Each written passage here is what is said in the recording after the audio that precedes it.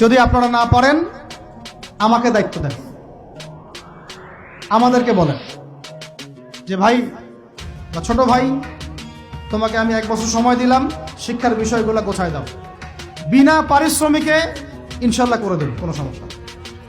1 টাকাও দিতে হবে না, জাস্ট একটা চেয়ার টেবিল দেন, 100 জন আলেম দেন, 100 জন বুদ্ধিজীবী দেন, করে দিব ইনশাআল্লাহ।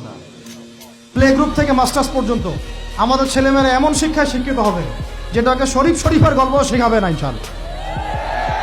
বরং আমার ছেলে পাইলটও হবে, বিমানও চালাবে, আমার ছেলে ইনশাআল্লাহ হাফেজে করানো হবে ইনশাআল্লাহ।